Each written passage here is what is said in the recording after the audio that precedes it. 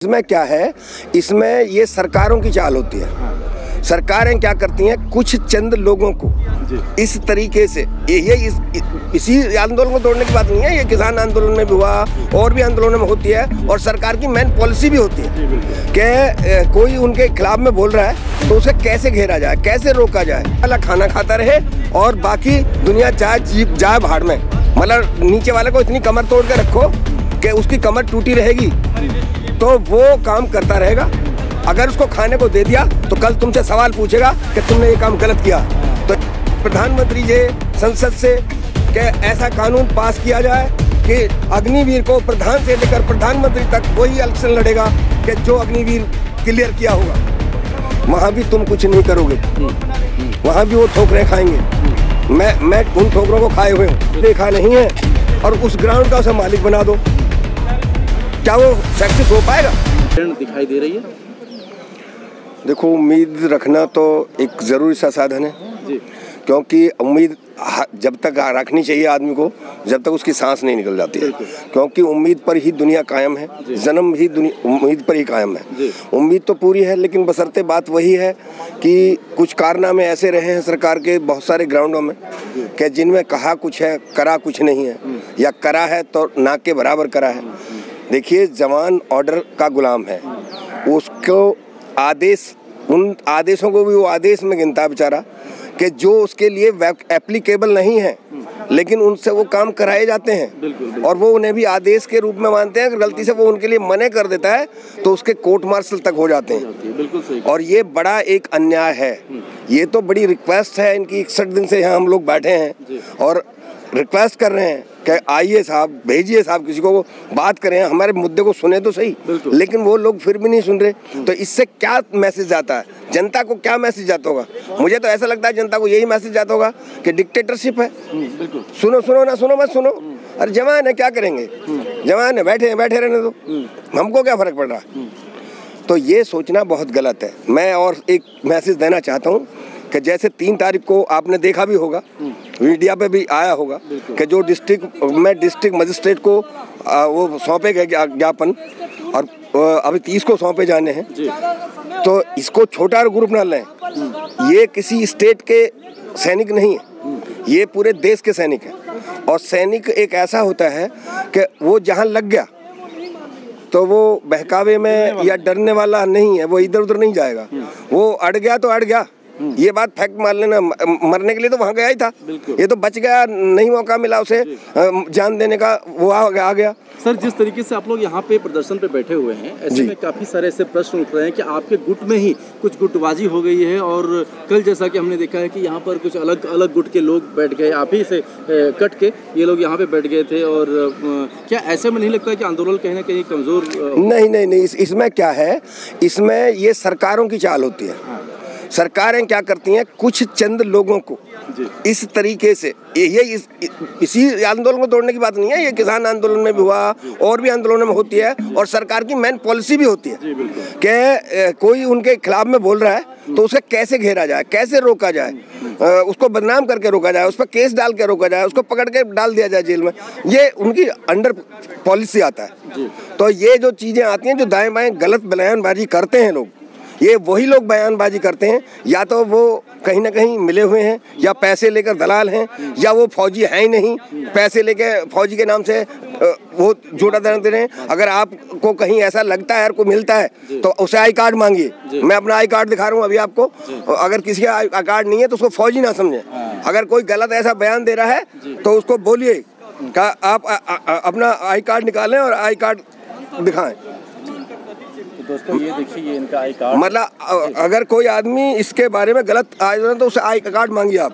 आधे से ज्यादा फर्जी लोग आके गलत बयानबाजी करते हैं। सर, एक चीज आप मुझे बताइए, इसी आंदोलन से जुड़ा हुआ, कि जिस तरीके से बस चंद कदमों की दूरी पर यहाँ पर रक्षा मंत्रालय है और प्रधानमंत्री का कार्यालय भी है, तो क्या उनको ये खबर नहीं है कि हमारे पूर्व सैनिक भाई यहाँ पे जंतर मंतर पर धरना दे रहे हैं, प्रदर्शन कर रहे हैं? खबर सबको है। लोग जानबूझकर, मतलब ये चलता आया है और इसी को चलाना चाहते हैं। मेरा अपना अनुभव जहाँ तक है, पहले हम जब आदि दुनिया में थे तो अज्ञान थे, फिर हम आए भक्ति काल में, तो भक्ति काल में कुछ चंद एक हमारे शिरोमणि थे जिन लोगों ने हमें गुमराह कर दिया, कह दिया अगर सूर्य ग्रहण पड़ रहा है, चंद्र ग्रहण पड़ रहा है तो कह दिया राहु और केतु काट रहे हैं। यानी कि जो खोज करता थे, जो साइंटिस्ट थे, उनको महत्व नहीं दिया, बल्कि महत्व किनको दिया? जिनकी जो पूज रहे थे। यानी कि हमको अंधेरे में रखने की कोशिश की गई। और उस आदि काल को भी लगते लगते 600-700 साल वो चला। फिर आधुनिक काल आया। आधुनिक काल में भी डंडा का हम पे पहरा रहा और हमसे काम लिया गया, बजाय हमको स्वतंत्र छोड़ने के कि जाओ तुम कुछ कर सकते हो तो करो। अपने बंधन में रखकर, गुलाम रखकर करा। उसी गुलामी की जंजीरों को दोबारा से जकड़ा जा रहा है कि काम वाला काम करता रहे, खाना वाला खाना खाता रहे और बाकी दुनिया जाए भाड़ में। मतलब नीचे वाले को इतनी कमर तोड़ के रखो कि उसकी कमर टूटी रहेगी तो वो काम करता रहेगा। अगर उसको खाने को दे दिया तो कल तुमसे सवाल पूछेगा कि तुमने ये काम गलत किया है। तो इस बात को बंधन में लगाने के लिए ये सरकारें, लगभग सभी सरकारें इसी नीतियों पर चलती हैं और ये नीति देश के लिए हितकर नहीं है। 21वीं सदी जा रही है, दुनिया चांद और ब्रह्मांड घूम चुकी और हम लोग अभी भी इस धरती पर अपने आप को नहीं समझ पा रहे। लेकिन सर, जिस तरीके का अभी ये अभिप्राय देख रहे हैं और साथ ही साथ हमने अग्निवीर का भी प्रश्न उठाया है कि ये अग्निवीर योजना जो सरकार लेके आई, जिसके कि तमाम ऐसे तगमे बांटे गए कि भाई अग्निवीर बहुत ही सुंदर है बेरोजगारों को रोजगार देने के लिए और साथ ही भारत माता की रक्षा करने के लिए, तो इस पर क्या कुछ कहना चाहिए? मेरा कहना ये है, मेरा मानना, जहाँ तक मैं अपनी जो मेरी विचार कहते हैं कि अगर सरकार यहाँ ये कहती है कि अग्निवीर एक बहुत अच्छी योजना है और हम एक अच्छी योजना चुनकर लाए हैं और मैं भी उनको सपोर्ट करता हूं कि अगर तुम इसको अच्छी मानते हो तो मैं भी मान लेता हूं। लेकिन सरकार से मेरी इतनी रिक्वेस्ट है कि वो 4 साल में उसे ट्रेन करके और सारी काम करके भेज रहे हैं। मेरी रिक्वेस्ट ये है कि सिर्फ ये गरीब लोगों का ही देश नहीं है। ये जो गरीबों का पैसा पूंजीपति, उद्योगपति और नेता, अफसर लेकर बैठे हैं, ये उनका भी देश है। तो मेरा उनसे भी रिक्वेस्ट है, इस देश की सेवा करने का उनका भी उतना ही हक है जितना एक गरीब का। तो क्यों ना वो अपने बच्चों को 4 अग्निवीर ट्रेनिंग दिलाकर नेता बनाएं, अफसर बनाएं और मौका दें बाद में। तो मैं समझूंगा कि वो जब हमारे नेता 4 साल अग्निवीर ट्रेनिंग लेकर आएंगे तो शायद हमारी अच्छी कमांड करेंगे। तो इसलिए मेरी रिक्वेस्ट है प्रधानमंत्री जी, संसद से कि ऐसा कानून पास किया जाए कि अग्निवीर को प्रधान से लेकर प्रधानमंत्री तक वही इलेक्शन लड़ेगा कि जो अग्निवीर क्लियर किया होगा। ऐसी रिक्वेस्ट है मेरी। मैं ये हाथ जोड़ कर निवेदन करता हूँ उसको। सर, आपने ये बहुत बड़ा प्रश्न उठाया है, लेकिन यहीं पर एक मोटा प्रश्न ये है कि जो अग्निवीर 4 साल में रिटायर्ड होकर के पुनः वापस आएंगे, उनके लिए कौन सा दरवाजा खुलेगा या उनको कितना मान सम्मान उनकी हानि होगी, इसको इस पे जरा प्रकाश डालें। मेरा उसमें ये प्रकाश है कि जैसे यंग बच्चा गया, 18 साल का गया, 4 साल में आया, 22 साल का वो वापस आ गया, 22 में वो 23 साल का मान लीजिए, जबकि उम्र 25, 26, 27 साल तक बिल्कुल यंग ब्लड में मानी जाती है, सीखने की उम्र मानी जाती है। वो 22 साल में ही आपने फुल ट्रेंड कर दिया। अब आपने 12 लाख रुपए देके भेजा। आज के 4 साल बाद आप महंगाई को जिस कदर बढ़ा रहे हैं तो लगभग 1.5 दुगनी तो महंगाई हो जाएगी। जो आज 12 लाख की वैल्यू है वो कल 8 लाख के बराबर रह जाएगी। जब आप उसे 12 लाख देंगे तब वो 8 लाख आज के 8 लाख के बराबर होगी। आप कैलकुलेशन कर लीजिए। कैलकुलेशन में अगर कोई आदमी अच्छे से अच्छा गणितज्ञ हो तो मैं उससे बहस करने को तैयार हूँ। बिल्कुल सही कह रहे हैं, बिल्कुल सही। क्योंकि जिस तरीके से महंगाई बढ़ा के जनता को गुमराह करते हो, हर एक को गुमराह नहीं कर सकते। तो उस समय उस 8 लाख की वैल्यू में वो क्या करेगा? कमरा बना लेगा, दुकान ले लेगा, किराया भर देगा, या कोई कहीं से उसका फार्म भर देगा ठेके का, क्या कर लेगा? वो कहीं भी कोई आदमी को जगह नहीं मिलेगी उसको। अच्छा, आप कह रहे हैं कि हमने उनके लिए वैकेंसियां रख दी हैं, वहाँ इतने रिजर्व कर दिए, वहाँ इतने रिजर्व कर दिए, वहाँ इतने रिजर्व कर दिए। वहाँ भी तुम कुछ नहीं करोगे, वहाँ भी वो ठोकरें खाएंगे। मैं उन ठोकरों को खाए हुए हूँ। इतनी सारी सर्विसों में मुझे इतने दिन करके मुझे नहीं सर्विस मिली, और मुझे जब जाके जैसे तैसे अपनी बिजनेस में करा और कामयाब हो गया, वो अलग बात है। लेकिन बशर्ते हर आदमी कामयाब हो जाए, ये एक संभव बात नहीं है। सर, दूसरा बड़ा प्रश्न ये है कि सुरक्षा के लिहाज से क्या 4 साल की ट्रेनिंग उपयुक्त है एक फौजी के लिए? नहीं, वो तो बिल्कुल 4 साल में वो सीख ही नहीं पाएगा। मैं 5 साल में जब पहली ट्रेनिंग में गया, 5 साल हो गई थी मेरी सर्विस, तो मुझे ये नहीं पता था फौज के बारे में। फौज में डिपार्टमेंट कितने, यानी कि मैं एएमसी मैं नहीं जानता था एएमसी क्या होता है। जो हमारा पुलिस होती है सीएमपी मैं नहीं जानता था। और मुझे जब 5 साल बाद में गाड़ी लेकर बैठा तो मुझे ये नहीं पता थी कि पोस्टों पे सीएमपी खड़ी होती है। 5 साल में मुझे नहीं मालूम था। बताइए 5 साल बाद में, तो ये 4 साल में सिखा देंगे। तो ये सुरक्षा कौन सी गोली है जिसको गोली खाते ही और मैं पूरा ट्रेंड हो जाऊंगा? तो सर ये सुरक्षा के लिहाज से एक बहुत बड़ा खतरा नहीं है हमारे देश में? सारा खतरा क्या, बस वही है। वो शब्द मैं कहना नहीं चाहता। जी। कुछ शब्द इसमें ऐसे आ रहे हैं जो ये करना चाह रहे हैं और उसको मैं नहीं कहना चाहता कि इनकी जो प्लानिंग है वो बड़ी मेरे अंदर है, लेकिन उसको मैं यहाँ नहीं इस पटल पर नहीं कह सकता हूँ। तो वो चीज बड़ी खतरनाक है। जो ये खेल खेलना चाह रहे हैं वो बहुत खतरनाक खेल है। अब सर इसी में जो 1 रैंक 1 पेंशन की बात हो रही है और जिसके लिए धरने पे आप लोग यहाँ पे बैठे हुए हैं, अधिकारियों के लिए 2.81 और रजिस्ट्री अधिकारी के लिए 2.57 की बात हो रही है। तो इसी में बहुत सारी विसंगतियाँ सामने आ रही है। विसंगति तो देखिए आप साफ देखिए, मैं आपसे पूछना चाहूँगा कि धूप में आपको खड़ा होकर धूप की गर्मी मिलेगी या नीम की छांव में गर्मी मिलेगी या एसी में जाकर आप बाहर का टेम्परेचर बता पाएंगे? 1300 में कबीरदास जी ने लिखा था साफ शब्दों में कि जाके पैर फटी ना बिवाई सो का जाने पीर पर आई। ये एक बहुत बड़ा महत्व रखता है। जिस आदमी ने जो ग्राउंड देखा नहीं है और उस ग्राउंड का उसे मालिक बना दो, क्या वो सक्सेस हो पाएगा? मेरी नजर तो कहती है नहीं हो पाएगा।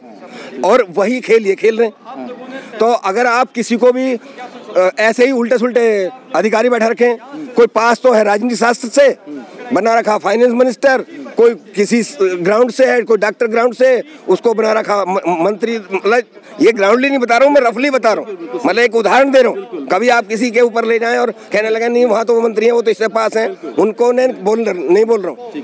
तो ये चीजें जो जिस ग्राउंड का आदमी हो उसी ग्राउंड में काम करे तो ज्यादा अच्छा है। और इसी के लिए मेरी अब से नहीं, मैं जब आर्मी में गया था तब से मेरी ये लड़ाई है कि एक शिक्षा प्रणाली देश में क्यों लागू नहीं होती। ये जो 50 तरीके के स्कूल खोल रखे हैं कि ये इसमें ऐसी पढ़ाई होगी, इसमें वैसी पढ़ाई होगी, इसमें वैसी पढ़ाई होगी, एक शिक्षा प्रणाली देश में क्यों नहीं है? इसका कोई जवाब है किसी सरकार के पास? जो अब तक सरकार आई है सारी सरकारों से मेरा यही सवाल है, समान शिक्षा प्रणाली क्यों नहीं है? एक शिक्षा प्रणाली क्यों नहीं है? उसका रीजन बता सकते हैं? तो सर बहुत सारे ऐसे कारण हैं जिसकी वजह से कि जानना बेहद लोगों को जरूरी है, लेकिन इसमें से सबसे महत्वपूर्ण ये है कि अब 61 दिन का समय हो चुका है। हम राउंड अप कर रहे हैं अपनी रिपोर्ट को, तो 61 दिन का समय हो चुका है। अब ऐसे में क्या उम्मीद हम कर सकते हैं कि आने वाले दिनों में सरकार की नींद खुल जाएगी? उम्मीद तो है, लेकिन बशर्ते यह है कि मान जाए तो अच्छा ही रहेंगे। अगर सरकार हमारी बातों को मानने के लिए सुनने आ जाए, सुन ले और मान ले तो ज्यादा बेटर रहेगा। 30 तारीख के लिए क्या अपील है एक बार बता दीजिए। हमारी 30 तारीख के लिए ये अपील है, जो हमारे पॉइंट्स हैं वो तो सब आपको पता ही है, ये तो काफी दिन हो गए, सब रोज सुनते हो, तो वो पॉइंटों पे ध्यान दे, गौर करे और ऐसा ना करे कि मैं भी एक आदमी हूँ और आप भी एक आदमी हैं और एक प्रधानमंत्री भी आदमी है, तो प्रधानमंत्री का जो हाथ है वो 15,000 का और आपका हाथ जो 3,000 का, हाथ तो हाथ ही है, यही हाथ वो काम करता है, ये हाथ वो काम करता है। अगर मेरे मानवता में फिर मुझ में कहाँ आज़ादी मिल गई, मुझ में कहाँ मानवता आ गई? जो हम आज़ादी आज़ादी पुकार रहे हैं, फिर आज़ादी कहाँ है? यानी कि तुमको है नहीं, मुझे आज़ादी है, ये कौन सी आज़ादी हो गई? फिर तो गुलाम का गुलाम रह गया। मतलब जो गुलामों के गुलाम थे वो तो आजाद हो गए और जो गुलामों के गुलाम है वो भी गुलाम है। तो ये कौन सा सिस्टम है? अगर इन्हीं सिस्टमों में संसार चलता रहेगा तो हम तो कभी आजाद होने के नहीं, ना हमारे बच्चे हो सकते। तो यहाँ उससे ज्यादा कहने की कोई जरूरत नहीं है, समझते सब हैं, पर असली बात यह है कि आधिपत्य मेरा रहे, दुनिया काम करती रहे, मैं राजा बना रहा हूँ। और जब तक इस नीति को हिंदुस्तान का आदमी नहीं निकालेगा, हिंदुस्तान में एक सबसे बड़ी कीड़ा है और वो कीड़ा क्या है? न्याय का। जब तक अपने अंदर के न्याय को जगाकर दूसरे को न्याय देना नहीं सीखेगा हर इंसान, ये मेरे किसी प्रधानमंत्री या किसी न्याय के लिए नहीं है, हर इंसान के लिए, कि जिस लेवल पे वो है उस लेवल पर अगर अपने न्याय के कीड़ा को जगाता नहीं है तो देश को कोई भी आदमी, किसी माई के लाल ने दूध नहीं पिलाया इस देश को विकसित बना दे या विकास कर दे इसका। क्योंकि न्याय बहुत जरूरी चीज है। अगर मैं गुमराह करके गुमराह